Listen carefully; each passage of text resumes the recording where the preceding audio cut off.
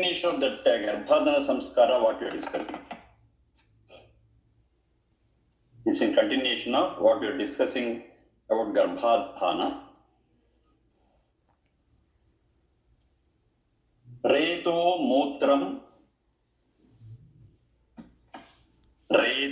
Mutram Vijahati. Reto Mutram Vijahati. Yonim Pravishat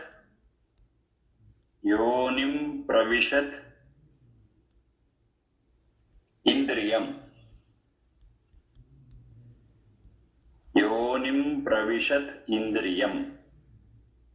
Reto Mutram Vijahati Yonim Pravishat Indriyam.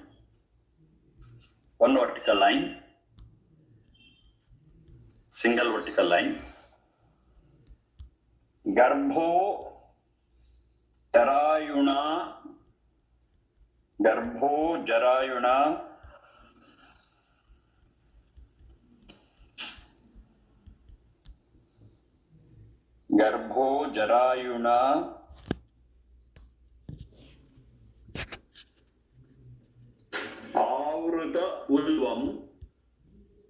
Avrata Ulvam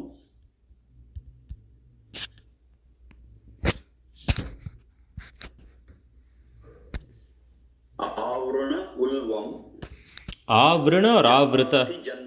आवृण और आवृत. आवृण और आवृत. Avrata Ulvam Jahati Janmana. Another single vertical line. Reto Mutram Vijahati Yonim Pravishat Indriyam. Garbho Jarayuna Avrata Ulvam Jahati Janmana. Next. Ritena Satyam Indriyam. Ritena Satyam Indriyam. Vipanam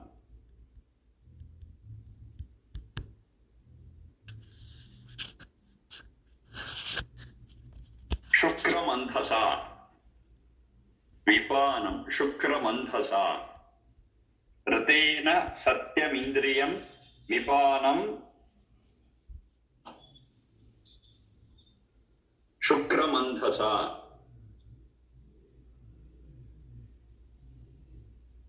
Indrasendriyamidam. Same line. Indrasendriyamidam.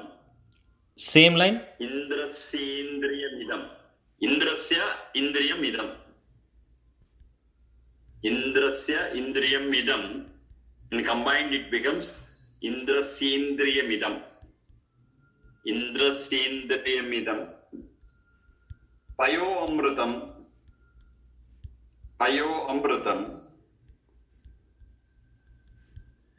Madhu Swaha. Payo Amritam Madhu Swaha. Payo Amritam Madhu Swaha. Yajurveda, chapter 19, mantra 76.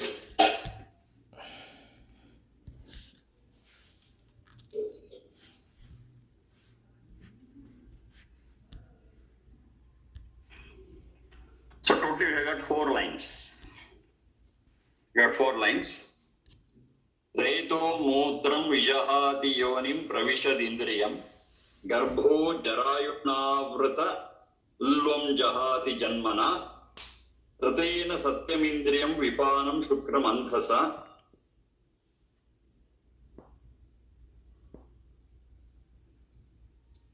Indrasendriyamidam Amritam Madhu Swaha.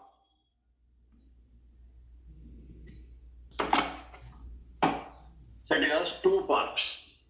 The first 2 lines, it speaks about the anatomy and the physical process of reproduction. The first 2 lines. The next 2 lines speak about the spiritual impact of the reproductive process. The first two is at one level, the other two is at another level.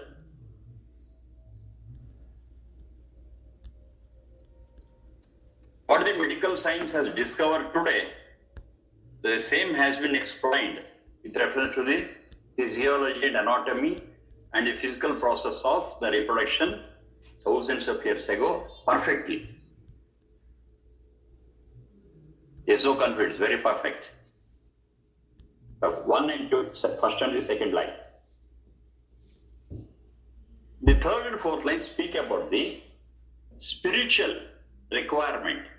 They speak about the spiritual impact on the reproduction. Let's consider both. One is at the physical level, the other is at the spiritual level.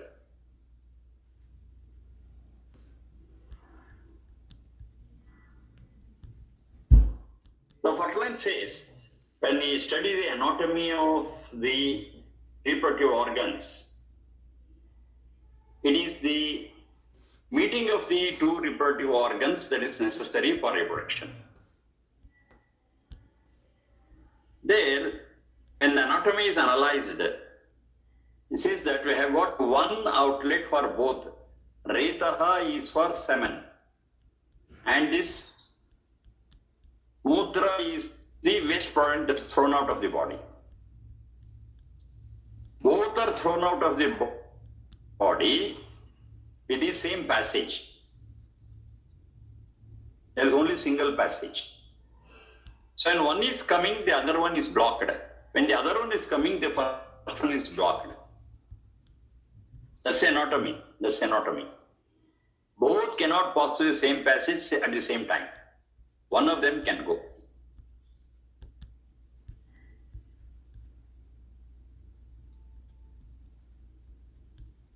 And the reproductive organs have to come in contact so that it passes through. When they come in contact, only Retaha will pass, that's the semen will pass, and the other one is blocked. This perfect anatomy and physiology of the reproductive organs. That is the first line. Then in the second line it says, then the mother conceives and the wife conceives, and finally I discussed earlier mantras that it has to stay in the womb of the mother for 9 and odd months. Dashame masi sutave swaha. So she has to deliver the child in the 10th month. So that period is prescribed, or that period has been identified as a right period for the child to be in the womb and grow up well.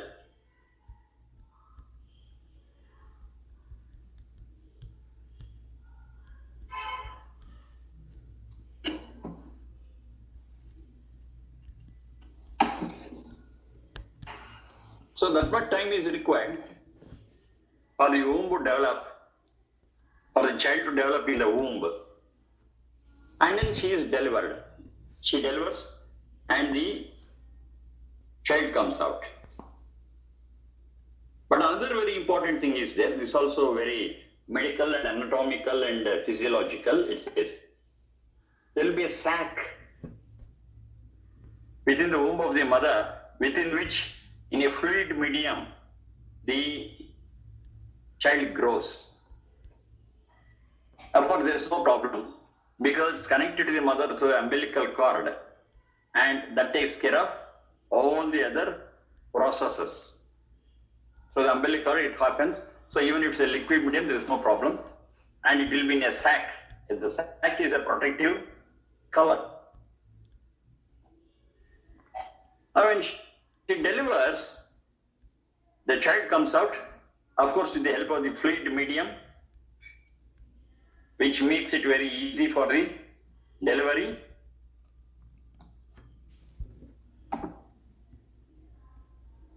And once she delivers the child,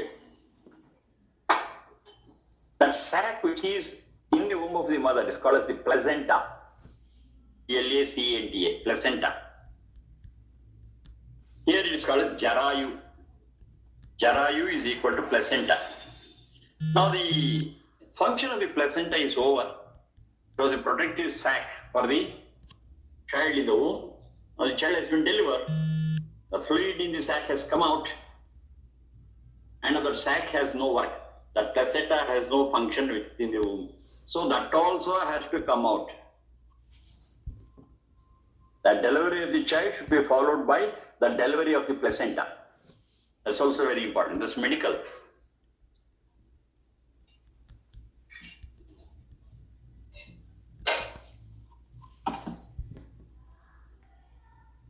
So the child, before the child, the fluid comes out, and in the fluid it just slides out, and that is a natural and healthy delivery.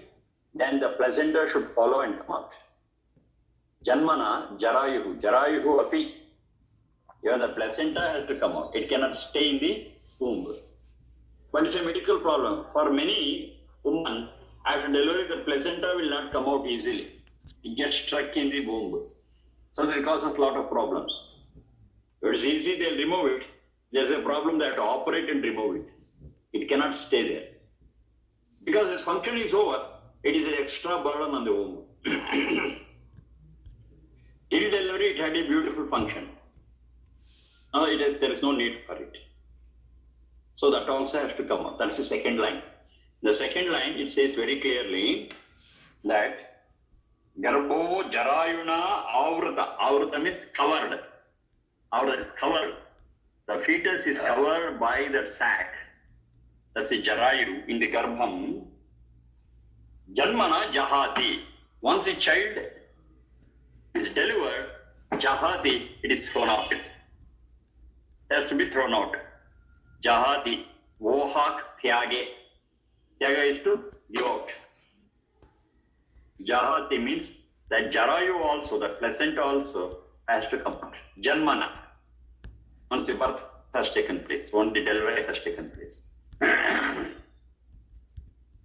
Is the summary of the whole process of conception and delivery. So beautifully summarized in 2 lines.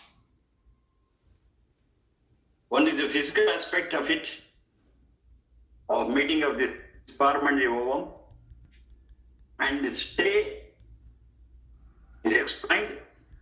And once the child grows, once the fetus grows to the right proportion, it has to be thrown out, and along with it should come out the placenta also. This is called as a normal, healthy delivery. All should happen so automatically and easily. But nowadays, this very process of delivery has been looked at as something very harmful, as something very troublesome, painful. It's all misconception. It's all misconception. It is a very normal and healthy and natural process. That has to happen so easily.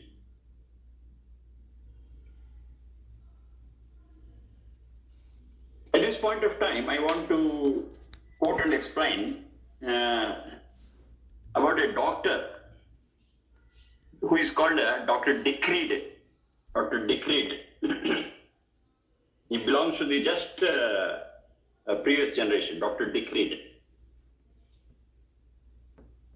He was a very good doctor, and he knew about this gynecology and obstetrics, and he used to go and deliver children at the right time. That was his profession. He was a doctor. Dr. Decreed.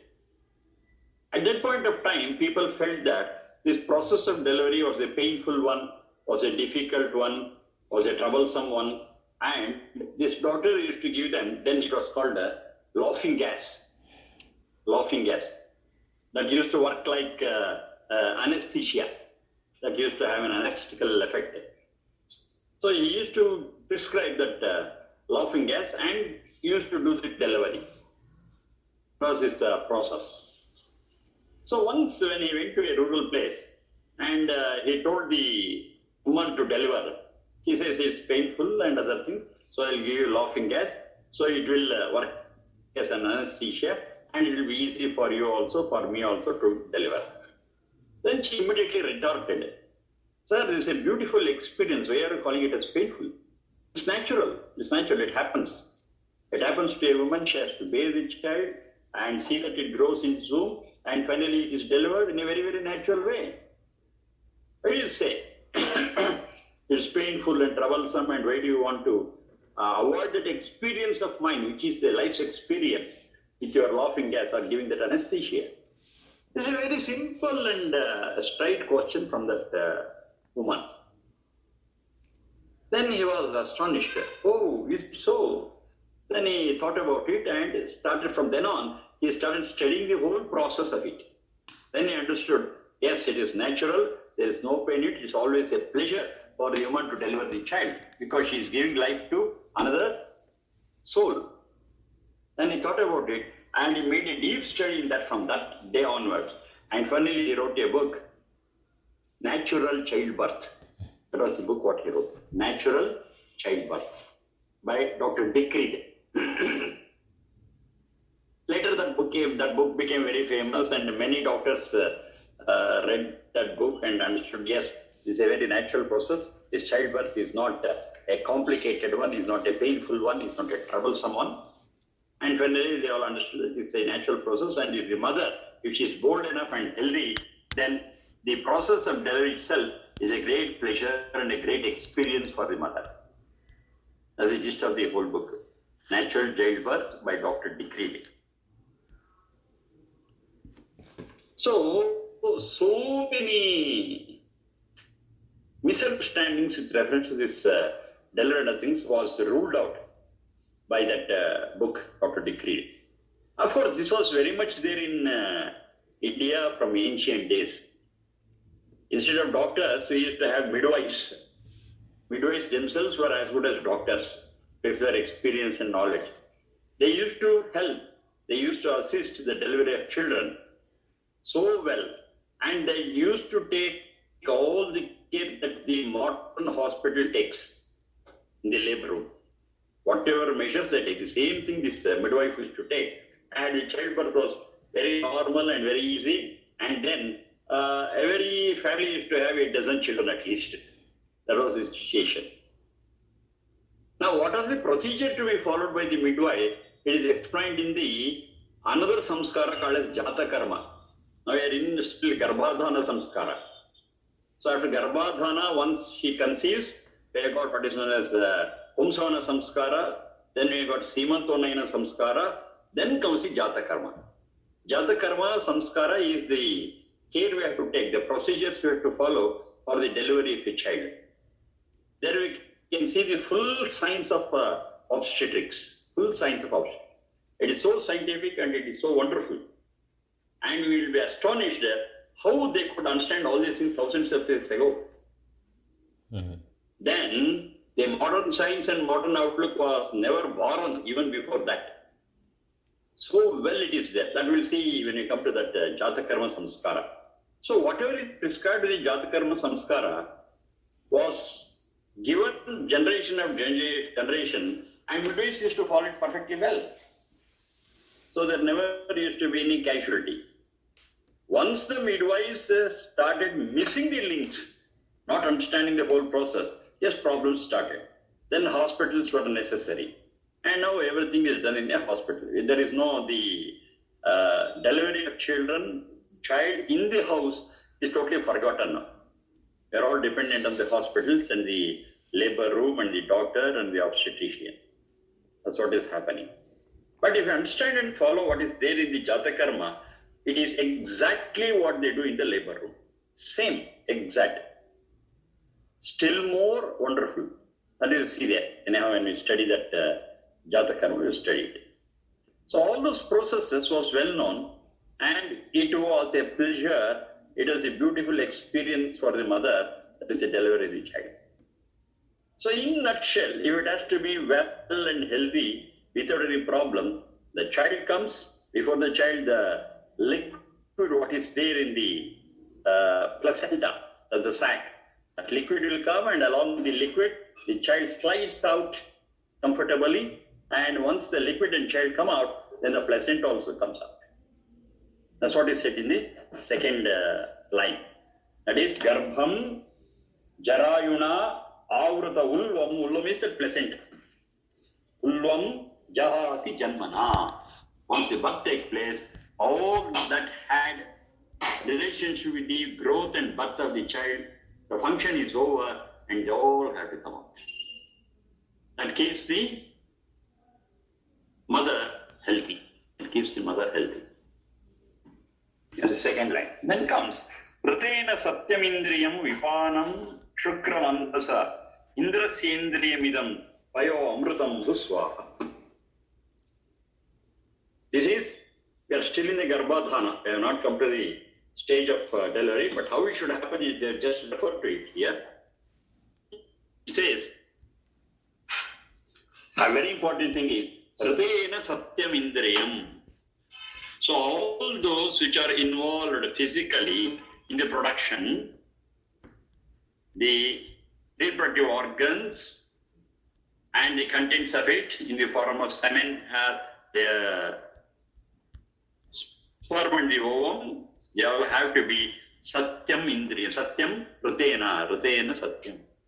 It's very important. This speaks about the spiritual aspect of reproduction. Spiritual aspect. To beget a better child, to beget a healthy child, the basic materials are the sperm and the ovum, and they have to be Hridayena Satyam, should be as pure, should be as strong as possible. Of course, this process will be happening in the body of the man and woman, the husband and wife, automatically, but deliberately they should be monitored. How? Hridayena Satyam. Satya means in the true way. That is a life and a thought, what the husband and wife have. Their true way of living, their knowledgeable way of living. They're leading a life of celibacy. They're leading a life of pure relationship between the husband and wife. It will all have an impact on the basic units, sperm and the ovum. The quality of the sperm and ovum has to be improvised by their way of life, by their thought and practices at all levels. If it's just mechanical, okay, they become husband and wife and beget children is equal to animals begetting their children. Maybe a dog or maybe a pig. That's not the purpose. The purpose of human life is to beget a better child. That is called as praja elsewhere. Praja. Ja is that which has taken birth, jani pradurbhave. Pra is in the best way possible. So the child what is born has to be better and best. What best the couple can do, the husband and wife, has to be done. And they should take care of all aspects so that the child that is born becomes hale and healthy and strong and intellectual, physical, mental, spiritual. All the inputs have to be deliberately given by the husband and wife. So this is a very, very important aspect. Notice this is instead of being done in the very body of the husband and wife.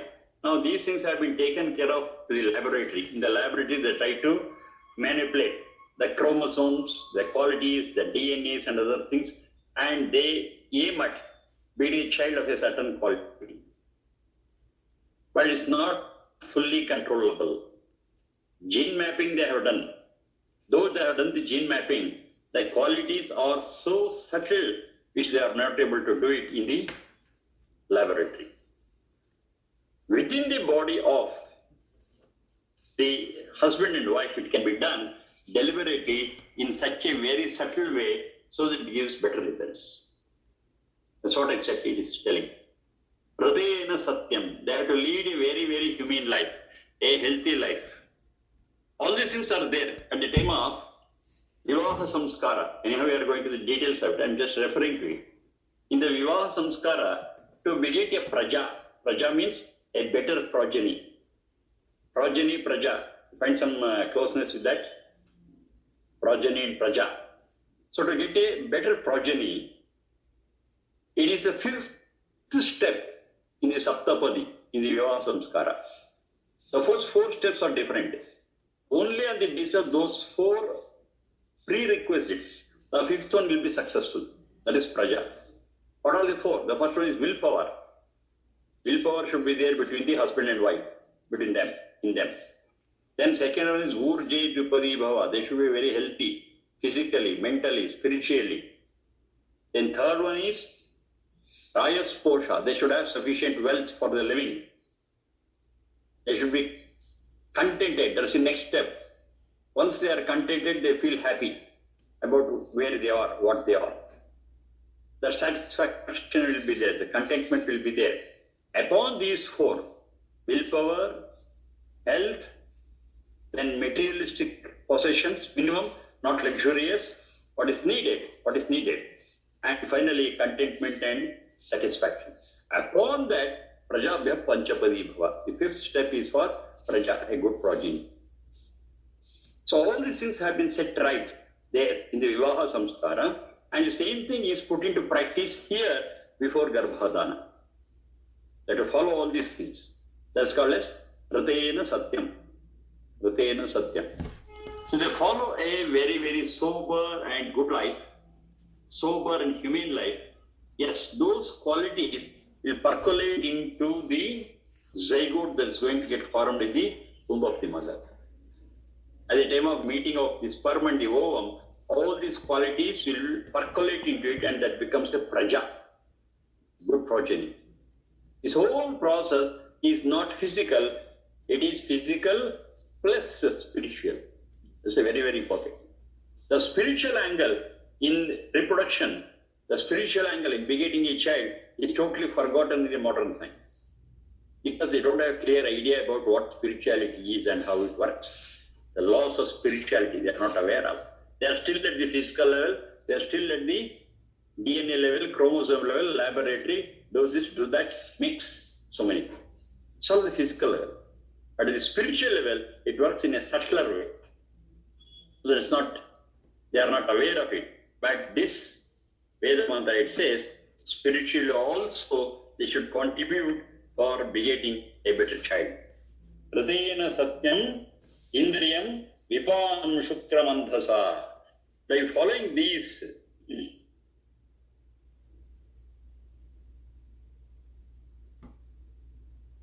Indrasya Indriyam. Ratena Satyam Indrasya Indriyam. Here Indra is the one who is with Indriyas. That's a soul, that's a Jivatma. That's a man and wife. They are called as Indra. The Indriya of them, that is the very tool for them to reproduce. Whatever is there, that has to be protected well, that has to be looked after well. How? Hridayena Satyam. By a transparent, progressive thought and way of life.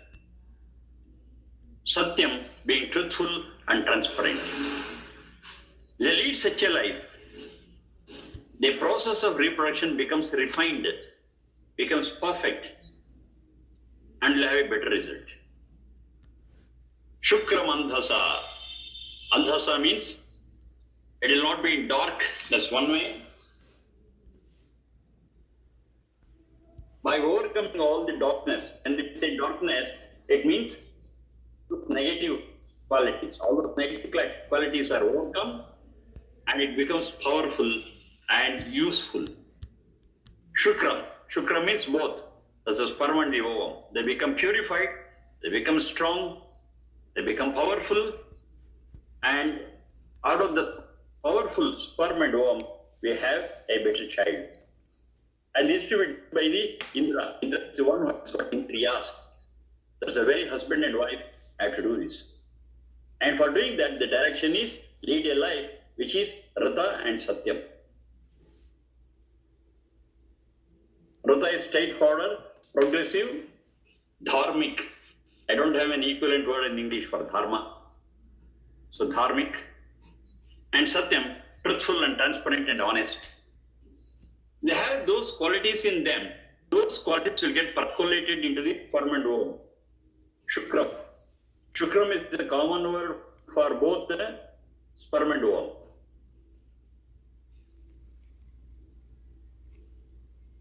So it's a must for them to lead such a life. Only then they will be eligible to have a better progeny. And it says, finally, what will be the quality of the sperm and ovum? It says at the last line, Indriya Sindriya Midam Payaha Amrutam Madhu Swaha. Now it's not just sperm and ovum. It is Payaha, pure water. Pure water. Or it could be even milk. It is similar to milk. Then Amrutam, it's like divine nectar. And finally Madhu, it is so sweet and pleasant. It is one of the physical features that are being explained here. It becomes so pure, it becomes so quality filled, it becomes so well. The quality of the Shukra, as the sperm and the ovum, will improve like anything.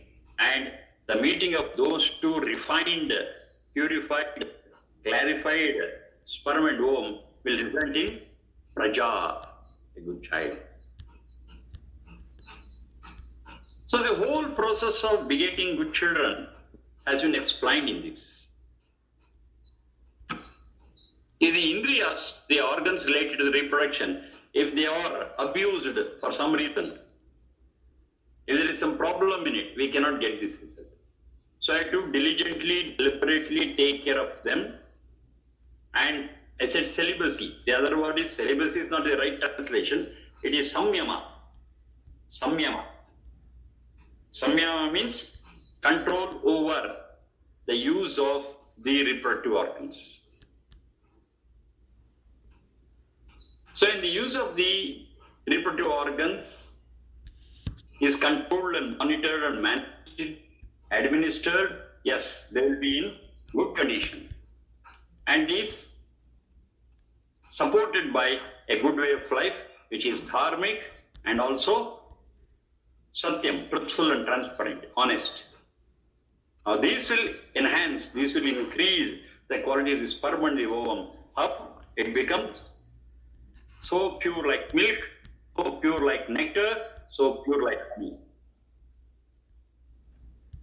They are the comparative things. Honey is good for us. Nectar is very good for us. The divine nectar, Amrita. Paya, the pure water or maybe pure milk.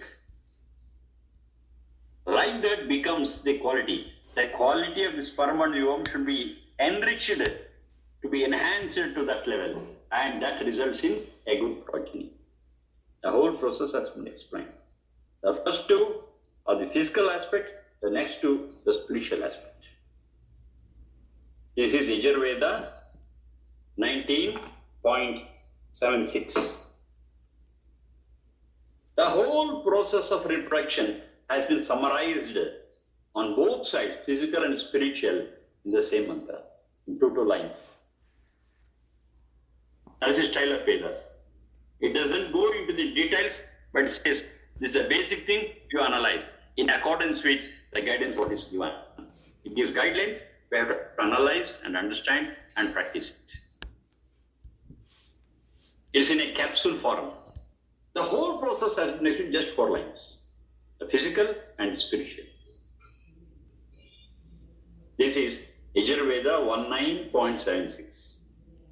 Now this is being explained during Garbhadana Samskara to the would-be father and mother, the husband and wife. You have to practice all these things and do all these things, then you will be able to beget a better child. This Garbhadana Samskara. Prior to conception, they are given guidance as to what they have to follow. Of course, it involves so many other things.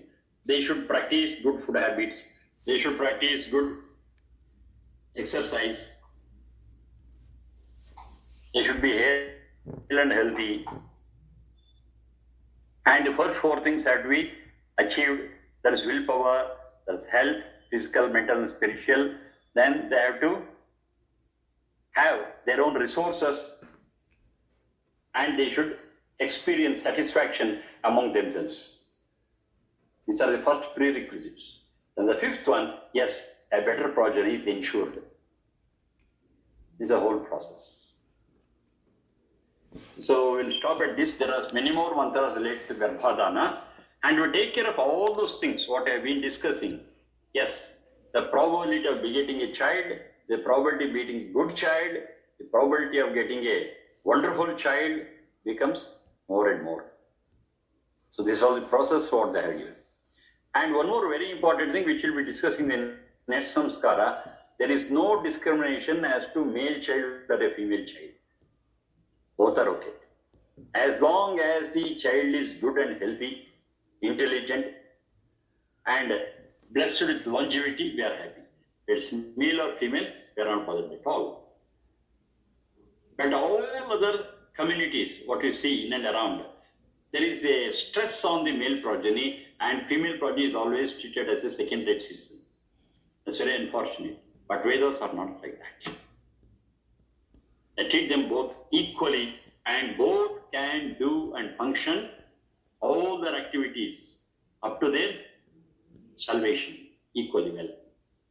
That's what it says. Okay, thank you for the day. We'll continue this depth